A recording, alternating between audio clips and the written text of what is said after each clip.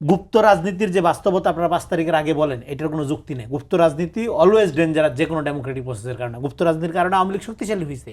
আপনি ধরেন শিবির করেন, আপনি ছাত্রলীগের মিছিলে গিয়া যখন বলতেছেন, ছাত্রলীগের মিছিলে গিয়ে যখন একটা শিবির দর ধৈরা জবাই কর, আপনি তো নিজের সাথে প্রতারণা করছেন। আপনি প্রয়োজনে করতেন না কোনো কিছু, আপনার তো ছাত্রলীগ করার দরকার নেই। মানে sometime doing nothing is political. কেন আপনার ট্যাকটিক্যালি ছাত্রলীগ করতে হবে?